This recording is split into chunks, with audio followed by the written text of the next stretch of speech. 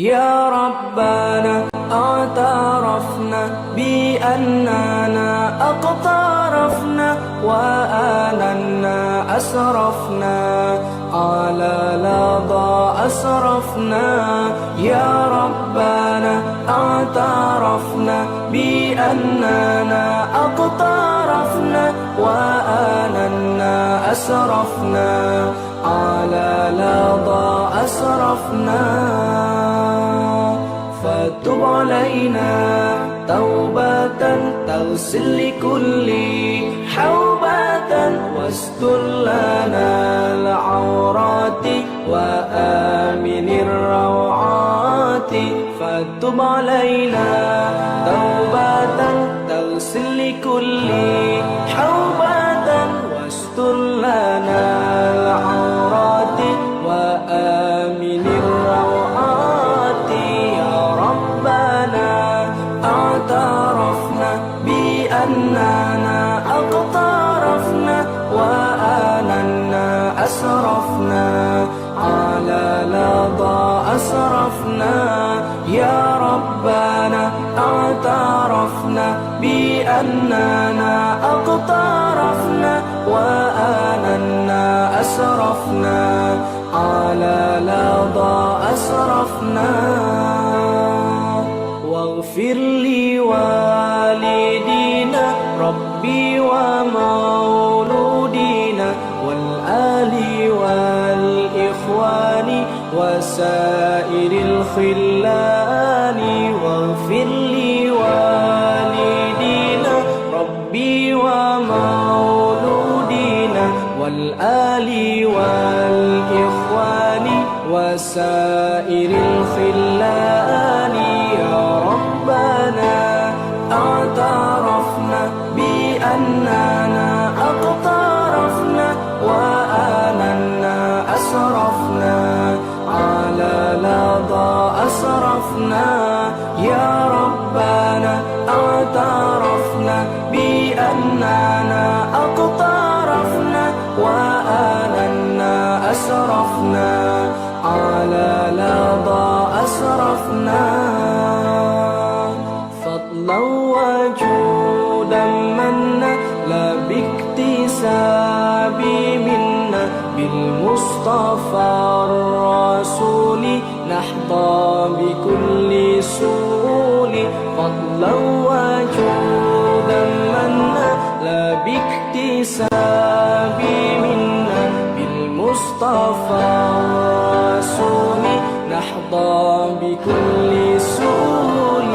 يا ربنا اعترفنا بأننا اقترفنا وآننا أسرفنا على لظى أسرفنا. يا ربنا اعترفنا بأننا اقترفنا وآننا أسرفنا على لظى أسرفنا. يا ربنا اعترفنا بأننا اقترفنا وآننا أسرفنا على لظى أسرفنا. يا ربنا اعترفنا بأننا اقترفنا وآننا أسرفنا على لظى أسرفنا.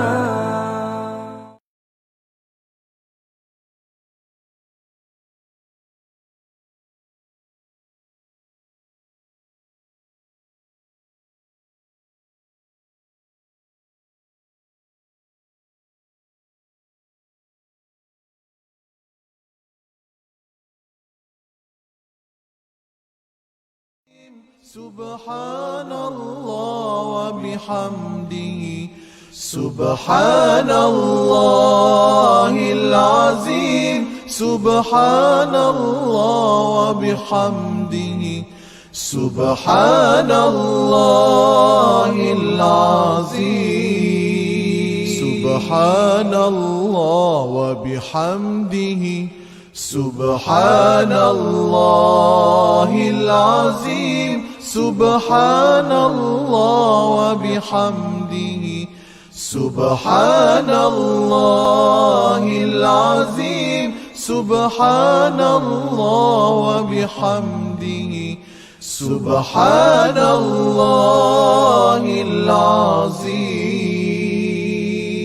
سبحان الله وبحمده سبحان الله العظيم سبحان الله وبحمده سبحان الله العظيم سبحان الله وبحمده سبحان الله العظيم سبحان الله وبحمده سبحان الله العظيم سبحان الله وبحمده سبحان الله العظيم سبحان الله وبحمده سبحان الله العظيم سبحان الله وبحمده سبحان الله العظيم سبحان الله وبحمده سبحان الله العظيم سبحان الله وبحمده سبحان الله العظيم سبحان الله وبحمده سبحان الله العظيم سبحان الله وبحمده سبحان الله العظيم سبحان الله وبحمده سبحان الله العظيم. بسم الله العليم من الشيطان الرجيم.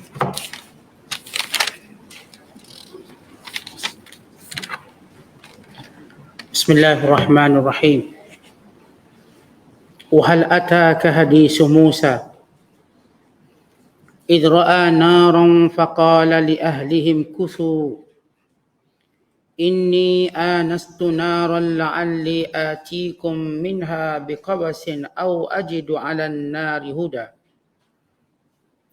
فلما أتاها نودي يا موسى إني أنا ربك فاخلعن عليك إنك بالوادي المقدس طوى وأنا اخترتك فاستمع لما يوحى إنني أنا الله لا إله إلا أنا فاعبدني وأقم الصلاة لذكري إن الساعة آتية أكاد أخفيها لتجزى كل نفس بما تسعى فلا يصدنك عنها من لا يؤمن بها واتبع هواه فتردى. صدق الله العظيم.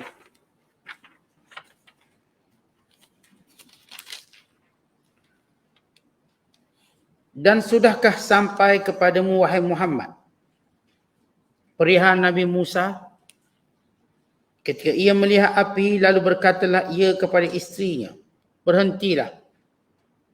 Sesungguhnya aku ada melihat api. Semoga aku dapat membawa kepada kamu satu cucuhan daripadanya. Atau aku dapat di tempat api itu penunjuk jalan. Maka apabila ia sampai ke tempat api itu, kedengaran ia diseru, wahai Musa, sesungguhnya aku Tuhanmu. Maka bukalah kasutmu. Kerana engkau sekarang berada di wadi tua yang suci. Dan aku telah memilihmu menjadi Rasul. Maka dengarlah apa yang akan diwahyukan kepadamu. Sesungguhnya akulah Allah. Tiada Tuhan melainkan aku. Oleh itu sembahlah akan daku. Dan dirikanlah sembahyang untuk mengingati daku. Sesungguhnya hari kiamat itu tetap akan datang.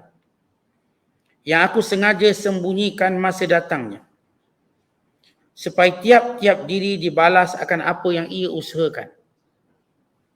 Maka janganlah engkau dihalangi daripada mempercayainya oleh orang yang tidak beriman kepadanya serta ia menurut hawa nafsunya. Kerana dengan itu engkau akan binasa. Masih lagi kita berada dalam penafsiran surah Taha. Surah yang ke-16 pada juzuk, surah yang ke-20 pada juzuk yang ke-16. Bermula daripada ayat yang ke-9 sehingga ayat ke-16.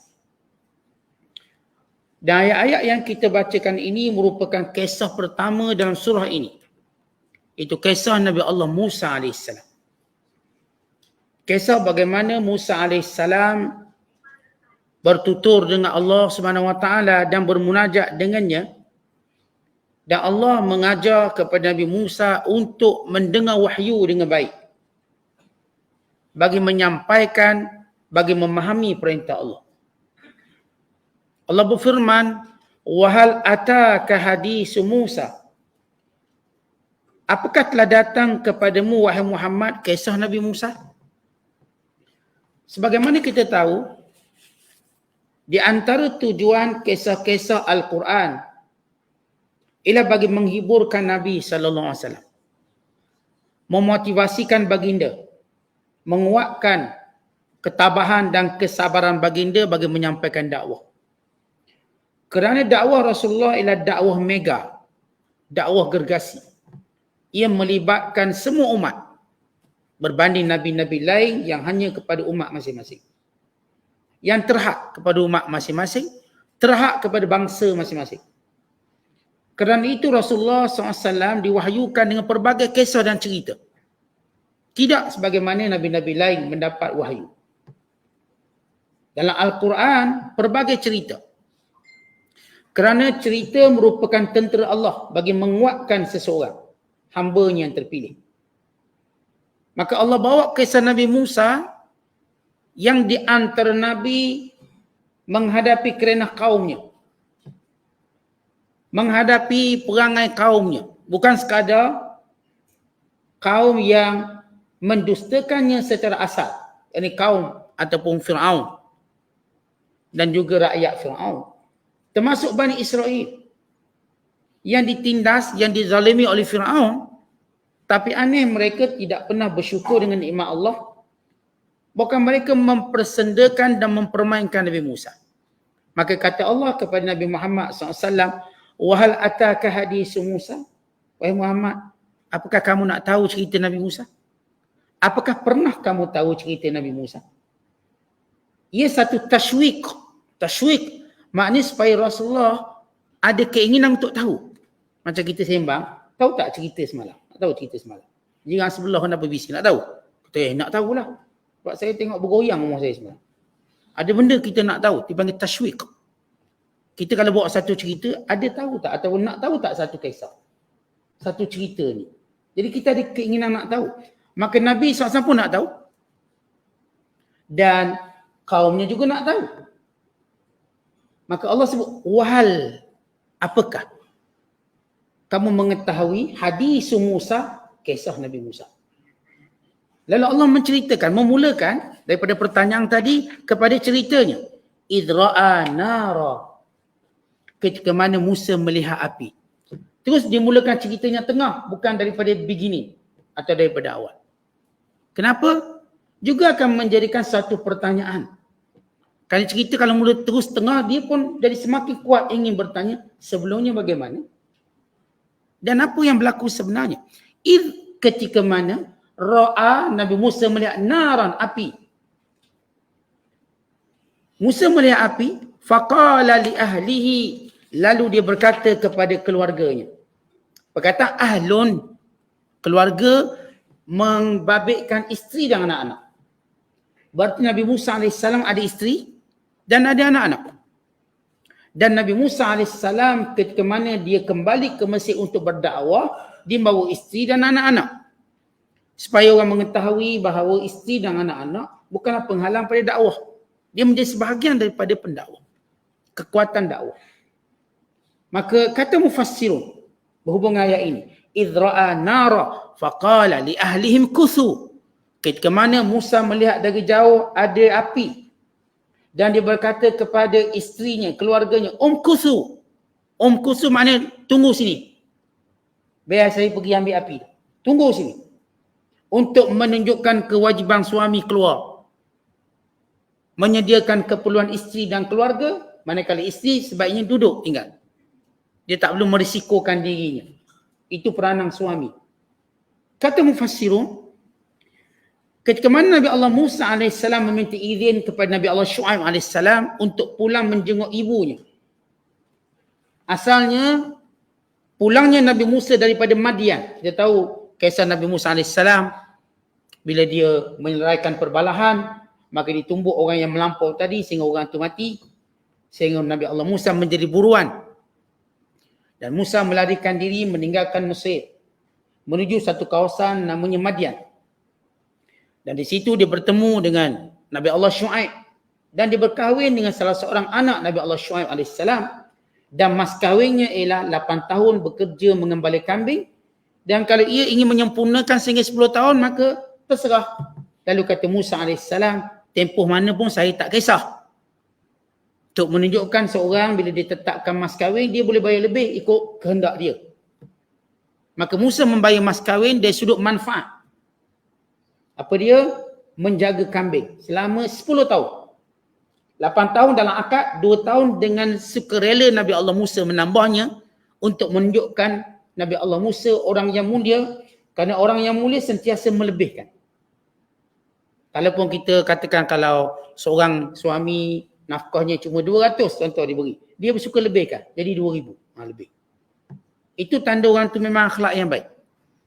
Siapa pun kalau dia membeli, dia menjual, dia suka melebihkan dengan maksud menguntungkan orang lain. Muamalah dengannya secara zahir, kerana dia macam keuntungan di sisi Allah, maka dia untung. Kalau kita beli pun sama berapa harga? RM25, ambillah 30. Kita orang baik. Kalau kita meniaga pula berapa ni? 25, 20 dah bayar. Kita orang baik. Ini dipanggil samhan. Allah berkati dia. Tentang kita banding nak untung RM5. Siapa bertekak, keluar orang tekak. Baik kita mendapat doa Rasulullah. Rahimallahu mura'an. Allah merahmati seorang yang bertolak ansur dan muamalah dengan orang. Walau zahir nampak macam rugi dan kalah, dia menang di sisi Allah mendapat rahmat. Itu kata muamalah orang tak sama ada dalam bab mas kahwin. Ni kita seorang berkahwin berapa hantar? 13 dulang. Tak apa, saya bagi 30 dulang tak apa. Dia lebihkan. Dia orang mulia. Kerana orang mulia bicara dengan dia ialah bicara menenangkan. Dia bukan tak, saya kalau 13 dulang, 13 dulang kalau orang kahwin lah. Kalau mas kahwin 1000, 1000 tak naik dah. Tak, dia memang cakap 1000 tapi bila dia bagi 10,000. Dia cakap lain tapi cara dia muamalah. Contoh orang yang paling untung. Bila dia muamalah dengan orang, dia mengambil kesempatan mendapat rahmat Allah. Dengan cara zahirnya nampak macam kalah, tapi dia mendapat kemuliaan di sisi Allah. Tak ramai orang nak buat benda ni. Semua orang cuba cari keuntungan di sisi manusia, akhir berakhir dengan perbalahan.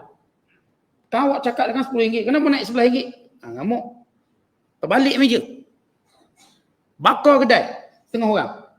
Dalam muamalah dia agak macam cepat. Dia rasa macam tertipu sangat. RM1 pun, RM1 je, tapi rasa macam tertipu. Keturunan ke mana pernah kena tipu?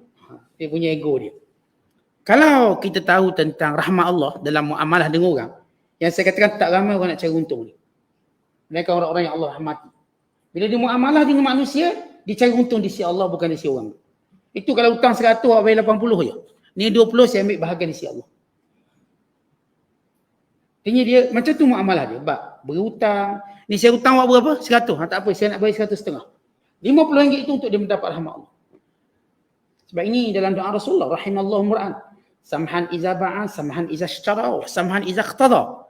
Moga Allah merahmati orang yang bila dia beli, dia bertolak ansur dalam pembeliannya, dia bayar lebih lah. Kalau dijual, dia tolak ansur dalam jualannya, dia kurangkan. Dan kalau dia meminta hutang, maka dia bertolak ansur dalam minta hutangnya.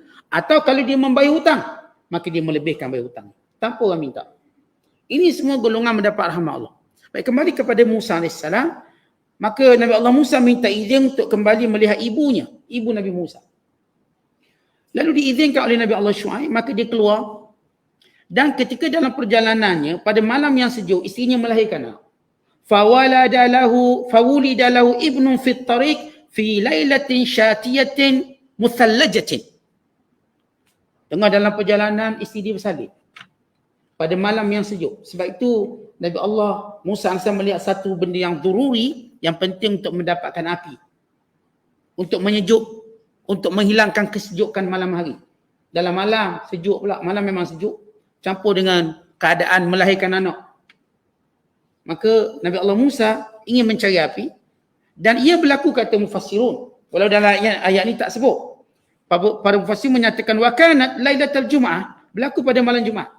Wa qad hada anit tariq, dan Musa AS tersesat jalan. Dah 10 tahun tak pernah balik ke Mesir. Macam jalan tu terlupa. Kalau ada Waze okey, mungkin tak sesat. Zaman tu kita berdasarkan kebiasaan. Tuan-tuan biasa balik kampung ikut sini, tiba dah 10 tahun tak balik, mungkin tak sesat, mungkin sesat. Terutamanya perjalanan antara Jordan atau Madian ke Mesir dengan jalan laluan bukit atau gunung kanang. Maka sesat itu mungkin boleh berlaku. Maka Musa AS tersilap jalan. Fahada anit tariq. Tersilap jalan dari jauh sikit. Maka Musa AS ingin mencari api disebabkan keadaan yang memerlukan. Maka dia lihat dari jauh ada api. Di sebelah kanan gunung Turu Saina. Dia tengok ni macam ada api ni. Jadi dia berkata kepada isterinya, Inni anastu nara, aku nampak macam api. La'alli, semoga aku. Dia tak janji secara 100% confident. Tapi dia kata, semoga aku. Sebab suatu perjalanan yang jauh dan melihat yang jauh, benda itu jauh, maka kita tak dapat pastikan boleh tak boleh. Umpama kita ke laut, nampak kat laut itu macam ikan banyak. Mudah-mudahan saya dapat banyak ikan. Kita tak ada kata, saya pasti akan dapat banyak ikan. Itu bukan cara kita bercakap pada benda yang akan datang. Kita tak boleh bercakap suatu perkara akan datang secara pasti. Sebab itu Musa kata, la'alli. Ya, adab bercakap. La'alli. Moga aku, semoga aku. Perkataan la'alli ini kata ulama' dalam penafsiran, li'adami jazmi biwafa'il wa'di. Kerana Musa AS bimbang takut dia tidak mampu menepati janji dia. Ialah sebab kalau dalam perjalanan tengok api barangkali jatuh atau tersesat atau tak jumpa balik jalan balik, maka dia tak mampu bawa janji yang dijanjikan. Sebab itu bila kita berjanji, kita tak tunjukkan satu sifat jazam. Apa itu jazam? Maksudnya muktamad. Semoga. Boleh jadi. Diharapkan. La'ali, harap-harap macam itulah. Harap-harap saya boleh buat tu, buat ni. Kemudian kata Allah Subhanahu Wa Taala dalam menceritakan kisah Musa. La'alli atikum minha biqabasin aw ajidu 'alan nari huda. Semoga saya dapat, dalam tafsir Pimpinan Rahman, dapat sikit cucuhan api. Perkataan qabas, dapatlah segenggang api. Maksudnya dapat satu api yang kita besarkan balik tempat kita balik nanti. Maksudnya sumber api sikit. Qabas, sumber api. Kalau kita hari ni nak cari mancis lah. Atau cari sikit bara api. Ambil sikitlah bara api buat balik. Untuk nanti kita akan hidupkan, besarkan balik tempat di mana kita pulang. Sebab itu disebut biqabasin. Sebab manusia nak buat api macam mana? Boleh kita buat api besar-besar? Tak mungkin. Kita buat kecil lah. Kalau zaman sekarang dah moden, kita bawa pemetik api je. Kita buat mancis dulu. Orang dulu bawa bara api. Bawa macam sombong macam tu. Apa ni? Yang mereka boleh pegang. Jadi mereka tak boleh pegang banyak. Sebab itu ta'bir Al-Quran sebut biqabasin.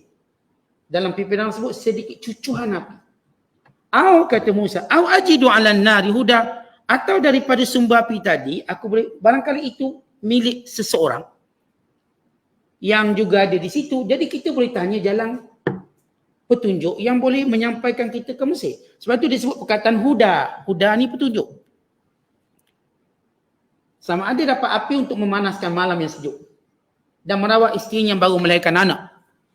Atau ia jadi satu petunjuk untuk sampai ke kampung. Bila sampai kampung tak ada cerita lagi api ke apa, sebab kita dah confident dan yakin bahawa di situ ada segala keperluan kita. Sebab tu kita kalau balik kampung, sampai sempadan kampung kita dah macam tenang. Sebab apa, kalau berlaku apa-apa pun dah saudara dekat, apa-apa pun dekat. Kita pun dah kenal orang, orang pun kenal kita. Maka sebab itu Nabi Musa sebut au ajidu 'alan nari huda, atau dari api tadi ada satu petunjuk jalan untuk kembali aku sampai ke Mesir. Kemudian kata Allah,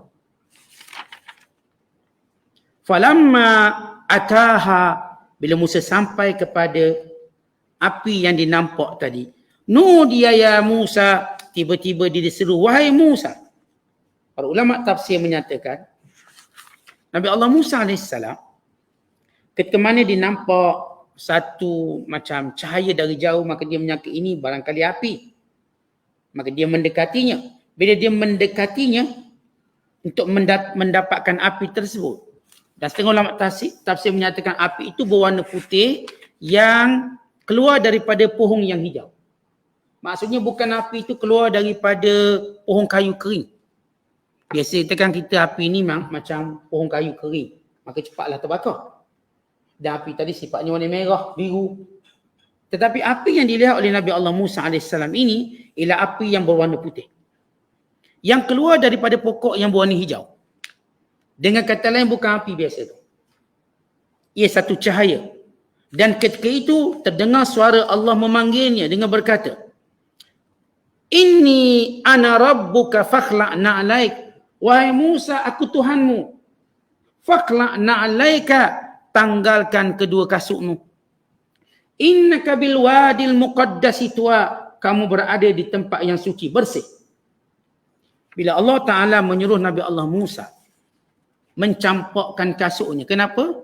Kerana menjadi kewajiban dalam kita beribadat, maka tak boleh pakai kasut.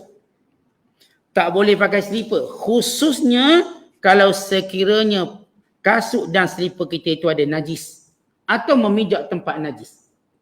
Adapun kalau sekiranya kasut kita ni suci, memang baru beli kasut tu, atau kita tak pijak najis macam zaman kita sekarang, daripada rumah pakai kasut, naik kereta, turun-turun ke rumah balik. Seolah macam kita tak pijak tanah. Kasut kita tu macam tak pijak mana-mana tempat yang kita sangka ada najis. Memang dari kasut tu pakai di rumah kita ni bersimi, bertailing, naik kereta pula sampai pula ke lobi hotel, turun naik ke hotel, tak mungkin kita kata najis. Atau kalau kita ke Masjidil Haram, kita pakai kasut, daripada naik kapal terbang, turun ke airport Jeddah, kemudian naik bas macam tak pijak tanah. Semuanya tempat tailing mereka bersih, suci. Maka sampailah kita sampai ke hotel, sampai pada dom haram, dataran haram, suci, yang dia bersih setiap hari. Maka setengah ulama kata waktu itu afdal solat pakai kasut. Melainkan tempat yang bukan kebiasaan masuk kasut. Contoh dalam masjid surau.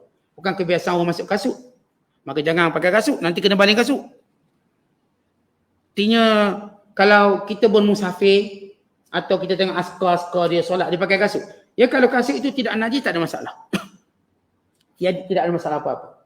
Tapi bila Allah suruh Nabi Musa campakkan kasut, buang. Musa tanggalkan kasut, dia campakkan ke belakang. Maksudnya ditanggalkan seketika. Alasan yang Allah sebut, innaka bil wadil muqaddasi tuwa. Kamu berada pada satu lembah, pada tempat yang suci. Dan tempat ini Allah memanggil kamu. Tempat ini kamu berkata-kata dengan Allah. Tetapi bila tempat yang suci, maka dijaga adab-adab. Jangan ada benda-benda yang boleh terdedah dengan kotoran dan najis. Seperti bila Allah berfirman, ya bani Adam, khuzu zinatakum inda kulli masjid. Wahai anak Adam, pilihlah, pakailah pakaian yang bersih setiap kali kamu berada di masjid. Kata Ibn Abbas, yang dimaksudkan pakaian di situ daripada kopiah kita, kalau lelaki lah, sampailah pada stokin kita. Yang dipakai, semua bersih. Sebab kita nak menghadap Allah, kena pakai baju bersih. Kena pakai baju suci. Dan Nabi SAW melakukannya. Kerana ia waktu bermunajat di tempat yang mulia, bila berhadapan dengan zat yang mulia yang berkuasa, maka kita pakai pakaian yang paling indah, paling baik.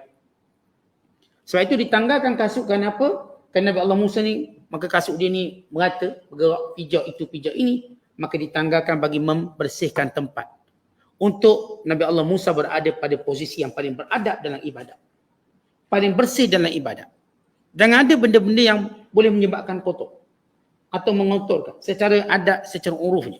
Kemudian kata Allah, wa ana ikhtartuka, aku telah memilihmu wahai Musa. Ikhtar atau ikhtiyar di sini ialah memilihmu menjadi rasul. Nabi dan rasul. Fastami' lima yuha, maka dengar betul-betul apa yang nak disampaikan, yang diwahyukan. Kata Wahab bin Munabbih, di antara cara kita beradab dalam mendengar wahyu Allah. Kita kalau dengar orang mengajar tafsir Quran, kita kalau dengar orang bacakan Al-Quran, kita kalau dengar perkara-perkara yang mengingatkan kita pada Tuhan, kita mesti ada mustima, ada mendengar. Kata Wahab bin Munabbih, di antara adab istima' sukunul jawarih wa ghadul basar. Badan kita jangan bergerak. Jangan bergerak kiri kanan, depan belakang, jangan. Tenang, sukun. Dan tundukkan pandangan, ghadul basar. Beri perhatian. Dengar ni Allah nak bacakan ataupun kita dengar Al-Quran kita. Pejam, tundukkan pandangan kita dan jangan bergerak badan. Tenang, jangan hulu kanan kiri, jangan. Tenang. Itu ada dalam mendengar wahyu Allah. Kemudian kata Wahab bin Munabbih lagi, wa isra'u bisam, dan pasang telinga betul-betul. Pasang telinga betul-betul. Wa hudurul akal, atau wa hudurul akli. Hadirkan akal, berfikir. Setiap kali kita dengar wahyu Allah, fikir. Fikir, jangan termenung hal lain. Bila dibacakan kepada kita tafsir Quran, diperdengarkan kepada kita ayat Al-Quran, fikir ayat ni dengan kita, dengan kehidupan kita. Kalau kita dengar kisah Nabi Musa, cuba fikir. Keadaan Musa duduk tengah padang gunung yang penuh dengan gunung ganang, gelap gulita, jalan bersama isterinya, keluarganya, anak dia, beranak. Kita macam rasa cerita tadi memberi kesan-kesan pada kita. Bagaimana sukanya dakwah yang dilalui oleh para Nabi. Sebab tu mesti waktu kita dengar cerita, hudur akal. Kita pandai pula kalau tengok cerita Hindustan duk fikir jauh. Siapa mengalir mata? Mengalir. Tengok cerita apa benda ni, macam-macam cerita lah. Cinta 40 hari lah. Cinta sampai mati lah. Cinta seminggu. Cerita, macam-macam. Ni duk tengok.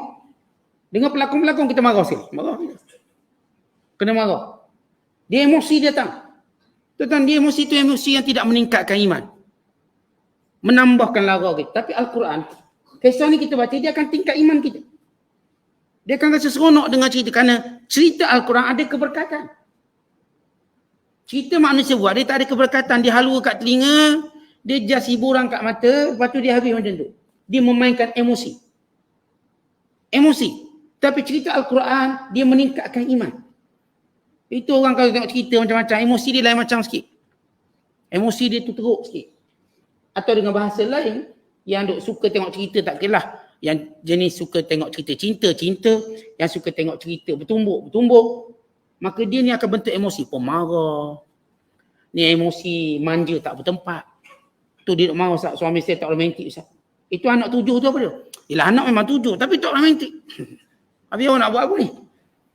Marah sebab dia tengok filem, laki dalam filem tu romantik. Dia tengok laki dia tak romantik. Tapi alhamdulillah, ada 2 rumah. Anak 7. Kereta auto ada, manual ada kereta. Laki dia bagi. Tapi dia kata tak romantik Ustaz. Bunga tak pernah kasih. Tarik balik kereta bagi bunga. Nak. Tarik balik kereta tu. Tak payah naik kereta. Naik je bunga. Ni pengaruh emosi-emosi tak betul. Sebab orang hari ni cara bercintanya tak realistik. Cara bercintanya tak patut. Tu bercerai banyak. Dia bercinta tak patut. Dia tidak melihat kepada dari sudut tanggungjawab. Dia nak bermanja je, dia nak. Ya, bagaimana dia kita katakan berfantasi. Tentang cinta ni bukan fantasi. Ia tanggungjawab yang kita akan tanya depan Allah. Kita ditanya depan Allah. Sebab tu ada kewajipan nafkahnya, kewajipan anak-anak, banyak. Kewajipan yang banyak tadi sampai kita tak sempat nak berfantasi ni. Orang yang tak fikir wajib-wajib ni, tak fikir hukum, tak fikir depan Allah akan ditanya, dia fantasinya bukan-bukan. Tu dia nak bulan madu, langit biru atas langit. Dia nak bulan madu nu atas gunung Everest. Dia punya mengaruk dia lain macam. Maka kita melihat kepada cerita Al-Quran, kenapa kena hudurul akal, berfikir dengan apa yang berlaku dan melihat diri kita. Kemudian kata ulama lagi, wal azmu alal amal, dan berazam untuk beramal. Setiap cerita tu ada perintah. Berazam untuk beramal. Wa zalika huwa istima' kama yuhibbullahu ta'ala. Demikian cara kita dengar Al-Quran dengan apa yang Allah suka. Jadi kita nak tahu macam mana nak dengar Quran, dengar macam ni. Dengar tu badan kita tenang, akal kita hadir, telinga kita pasang elok-elok, maka dengar Al-Quran. Itu kalau kita lihat tafsir Quran, terjemahan Quran, dengar, fikir dia elok dan berazam nak buat macam Allah perintah ni. Mesti ada azam. Maka bila Allah berfirman pada Musa, fastami' lima yuha, maka dengar elok-elok wahai Musa dengan apa yang diwahyukan. Maka Musa diam. Ini wahyu penting. Innani anallah. Pertama Allah nak beritahu, aku adalah Allah. La ilaha illa ana. Tidak ada Tuhan melainkan aku. Pertama Allah beritahu ikrar, pemberitaan Allah bahawa dia Allah.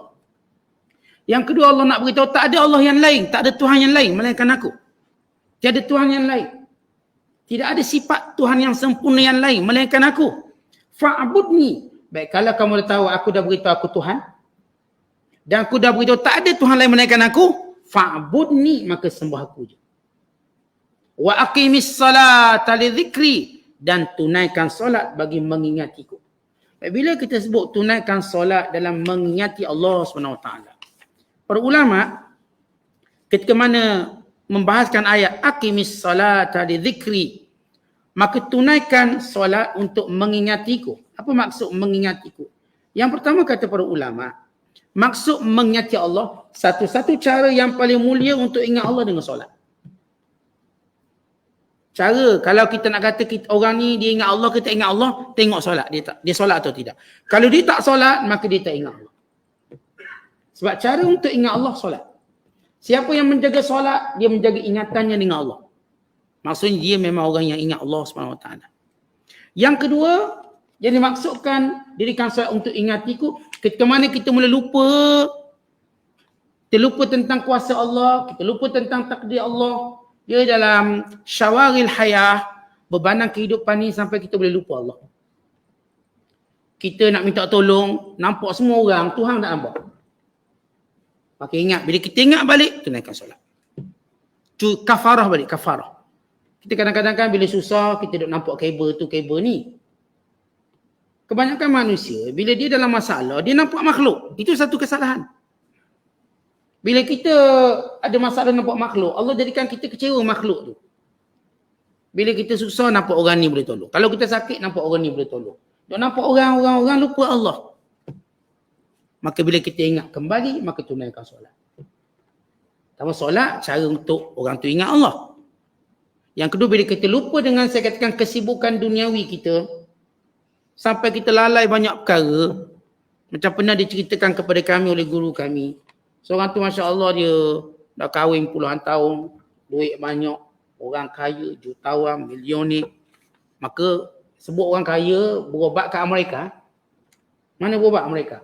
Tak main negara dia Amerika. Lama tu dia tak gagal. Dia pun termenung kat masjid. Menung. Maka seorang tua tengok dia, kenapa ni? Dia pun ceritalah masalah dia.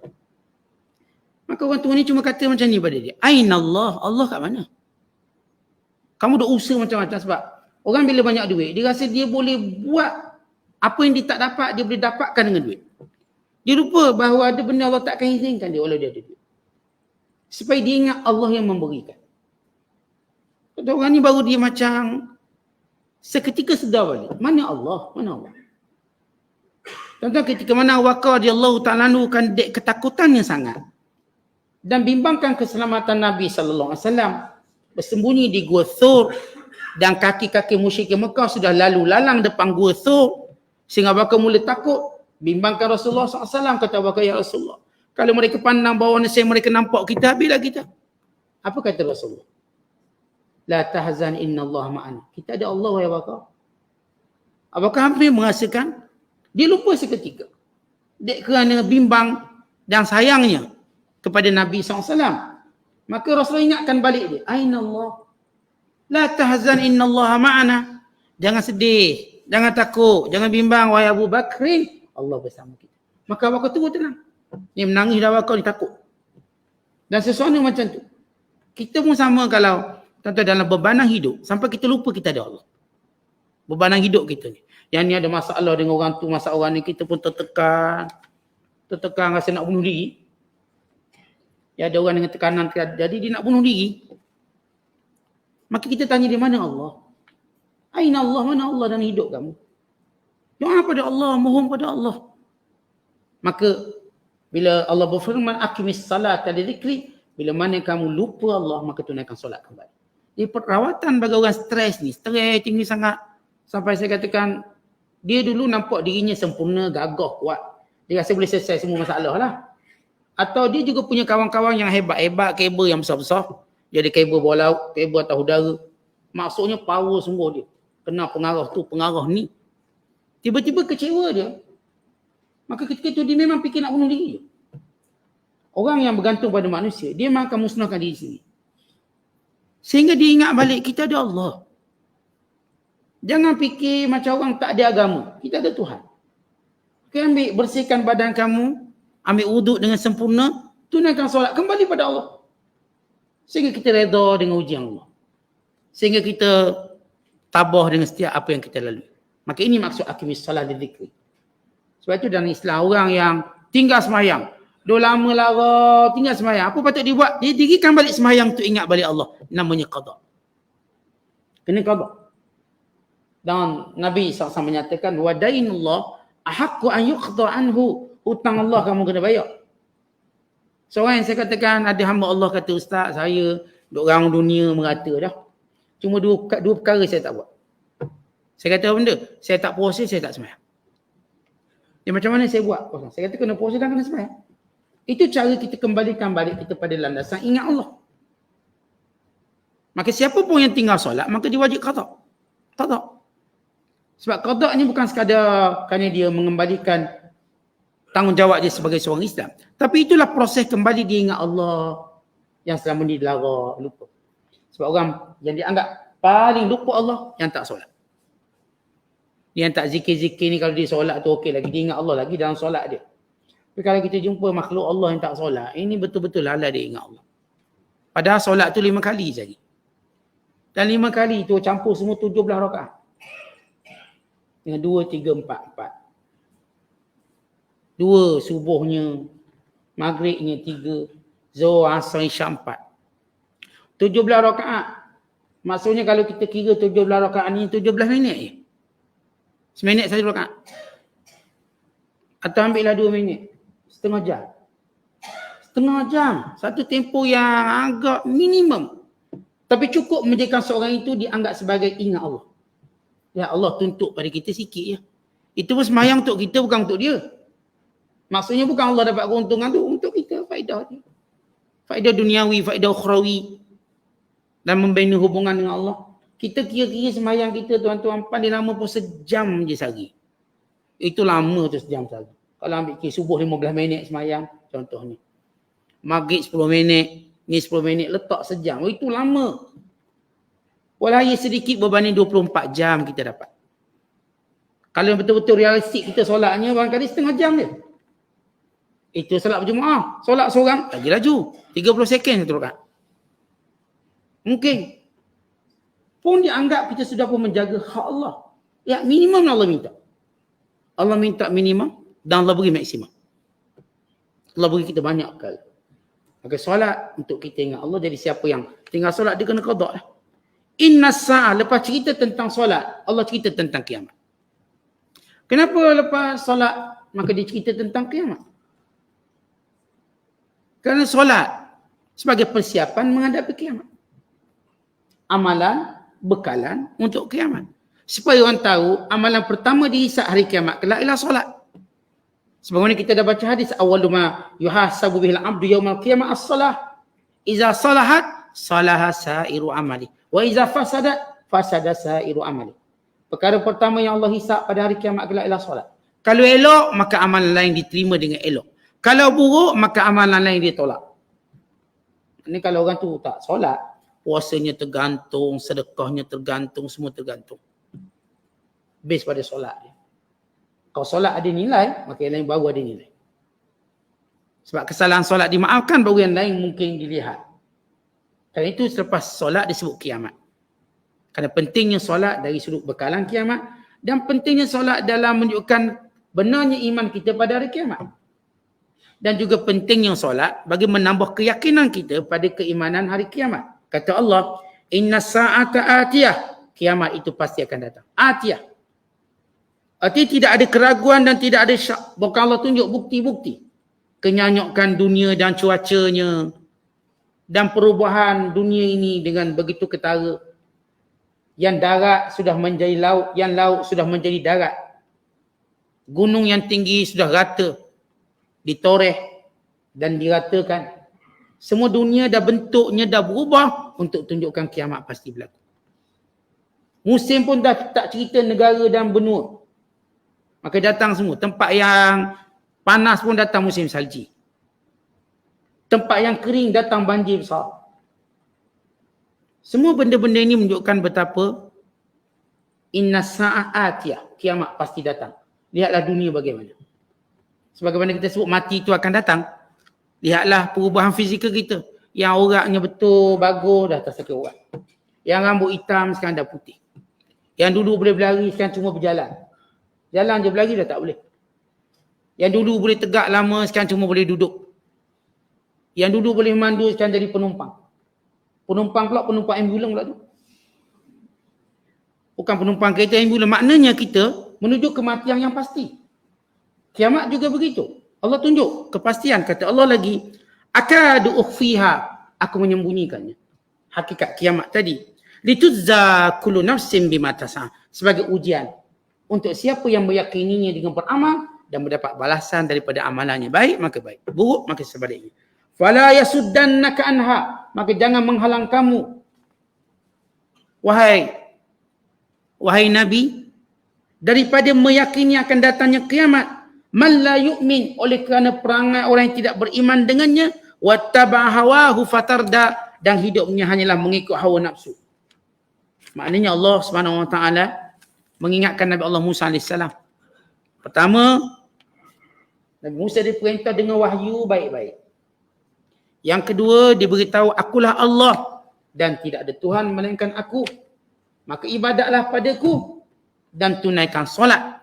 Bila sebut ibadat pada Allah, macam mana ibadat? Solat. Itu cara beribadat kepada Allah. Dan solat itu bagi mengingatiku. Waktu mana kamu lupa, waktu mana kamu nyanyuk, waktu mana kamu perlukan pertolonganku. Dan ingat, adanya kiamat dan pasti akan datang. Cerita kiamat ni bukan Allah beritahu zaman Nabi SAW dia. Zaman Nabi-Nabi dulu lagi. Bukan daripada Adam, Allah dah cerita tentang kiamat. Nak beritahu pastinya kiamat.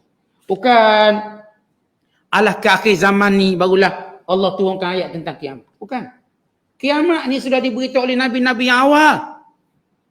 Untuk beritahu dunia yang kita duduk ni sementara. Dan kalau sekiranya orang kata, Ustaz, macam kiamat ni jauh je, 1000 tahun dah orang tunggu. Maka bukankah setiap orang sudah pun melalui kiamatnya dengan kematiannya? Kan dia sudah berada pada satu alam yang akan berlaku kiamat. Artinya, seorang katakan dia dah tunggu 1000 tahun kiamat. Tetapi bila dia mati, dia sudah melihat semua perkara-perkara yang merupakan persediaan kiamat itu sendiri. Dia nampak dah realiti dah. Maka kematian itu kiamat bagi manusia. Kiamat yang akan terjadi pada setiap orang. Maka kiamat ini lebih besar untuk tunjukkan waktu di mana dibangkitkan semua secara sekaligus. Tapi di sana ada kiamat yang berlaku pada setiap individu yang dikematian. Yang akan dia melihat kebenaran. Kenapa yang Allah nak sebut, nak maksudkan dengan kiamat? Kebenaran yang akan diangkat. Dan kebatilan dan hawa nafsu yang akan menerima akibat. Orang yang beriman kepada Nabi dan Rasul, orang ini akan bahagia. Dan orang yang mengingkarinya, orang ini akan derita dan sengsara. Maka itulah kiamat yang ditakuti oleh manusia mengingkari perintah Allah. Kemudian kata Allah Subhanahu Wa Taala, wattaba hawahu fatarda, jangan kamu terpedaya dengan orang tak percaya beriman pada kiamat dan hidupnya cuma ikut hawa nafsu. Baik, di sini Allah beritahu, siapa yang hidupnya ikut hawa nafsu atau siapa yang memang tak percaya kiamat, dia benda yang kita katakan melekat antara satu sama lain. Yang tak percaya kiamat, dia akan hidup tanpa syariat. Dan yang hidup tanpa syariat itu, yang ikut hawa nafsu, dia ni memang tak percaya kiamat. Maka orang yang percaya kiamat, dia berhati-hati dengan amalan dan tindakannya. Kan tahu dia akan dipersoalkan dan ditanya. Baik, ini tafsir umum kepada ayat yang kita baca, di mana di sana para ulama mengambil suatu iktibar daripada ayat yang kita baca daripada ayat 9-16. Yang pertama iktibar mereka ialah pentingnya kita baca kisah-kisah Nabi. Dururatu ta'allum qisasil anbiya wa ibtila'i 'alaiha lil 'ibrati wal 'izah. Penting kita baca kisah Nabi untuk kita mengambil iktibar dan pengajaran. Bukan Al-Quran dia tak akan bawa cerita saja. Apa tadi Allah tanya, wahal ataka hadisu Musa? Kamu tak tahu ke kisah Musa? Kamu tak nak tahu ke kisah Musa? Bila Allah kata kamu tak nak tahu ke, menunjukkan perintah supaya tahu. Tadi kita, saya katakan habis masa, habis RM1 tengok filem. Tengok cerita, habis masa banyak mana. Bukan diulas pula dalam Facebook ni, ada TikTok, ulas filem tu. Dia dah jadi macam kena syarah pula cerita tu.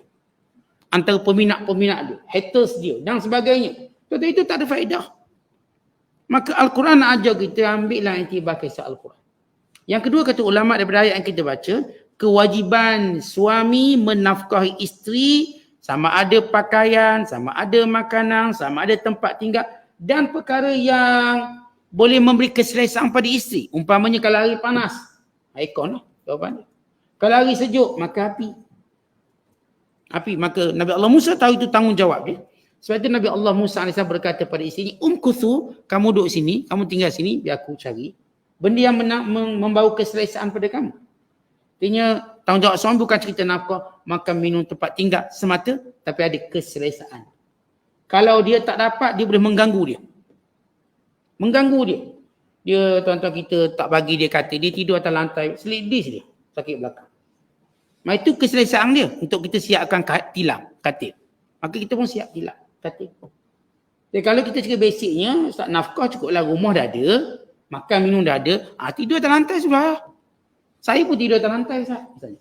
Tapi kalau isteri dia jenis sakit belakang lah itu, ini tak boleh. Tidur atas lantai, alergik kulit, gatal pula. Maka si suami perlu menyediakan sesuatu yang jadikan isteri selesa. Atau mungkin bilik dia jadi kecil sangat, rimah dia. Terus jadi asma, sesak nafas. Maka kalau dia mampu, dia boleh cari yang menjadikan selesa, maka itu lebih baik. Itu dipanggil apa sahaja yang memudahkan, dia panggil wasail ataupun cara-cara yang boleh beri keselesaan pada isterinya. Dan yang ketiga,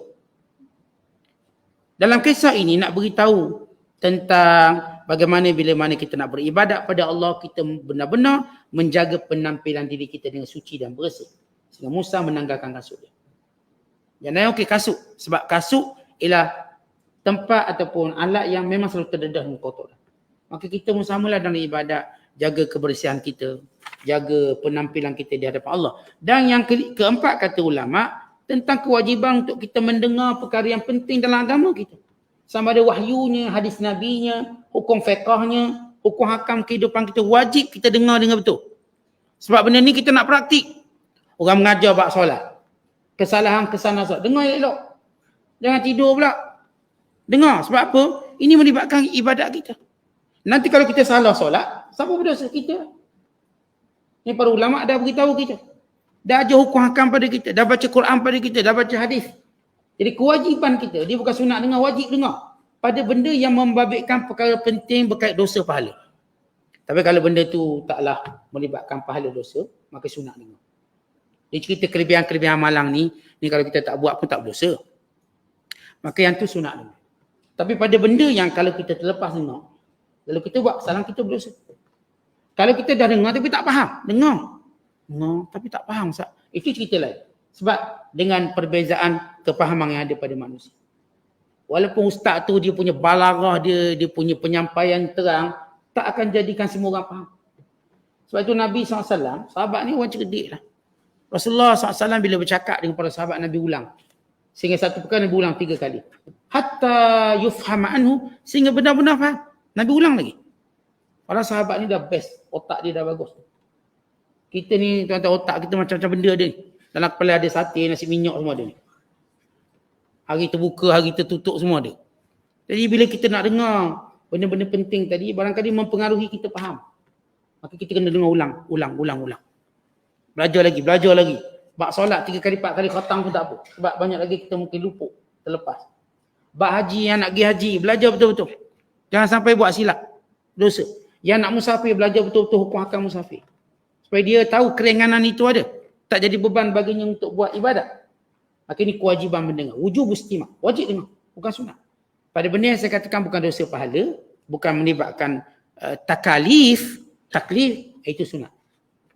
Orang cerita kelebihan ayat nak murah rezeki. Itu kalau tuan-tuan tertidur pun tak apalah. Sebab kalau tak murah rezeki pun tak apalah. Tumpang je orang murah rezeki tu. Senang cerita kita. Tapi kalau buat hukum hakam kita secara fardu ain, wajib dengar. Kita kena dengar. Kalau kita buat salah, maka kita berdosa. Dan juga kita lihat bahawa akidah ini dibina pada dua usul yang penting. Iaitu tauhid kepada Allah dan beriman pada kiamat. Ini dua unsur penting. Semenjak Nabi-Nabi dulu sampailah pada Nabi sallallahu alaihi wasallam, yang ditekankan betul-betul ialah keimanan pada Allah yang esa, tauhid dipanggil. Yang kedua ialah percaya kiamat. Meyakini kiamat. Kerana kebanyakan manusia cintakan dunia sehingga mereka tak percaya kiamat. Bal tu'thirunal hayatad dunya, bukan kamu melebihkan percaya lebih pada dunia. Wal akhiratu khairun wa abqa, sedangkan akhirat itu lebih baik dan kekal. Inna hadza la fi suhufil ula, suhufi Ibrahim wa Musa. Ini telah diterangkan dalam kitab suhuf dulu. Suhuf Ibrahim dan suhuf Musa. Mana cerita tentang kepalsuan dunia dan tentang adanya kiamat sudah pun dimaklumkan oleh semua rasul yang terdahulu pada suhuf yang dahulu. Kerana manusia dalam bab percaya kiamat ini sebab cinta pada dunia kuat sangat. Sayang sangat. Sampai tak rasa ada kiamat. Sebab tu mereka tak bersedia apa-apa. Maka ini antara beberapa pengajaran daripada ayat yang kita baca. Wallahu bissawab. Assalamualaikum.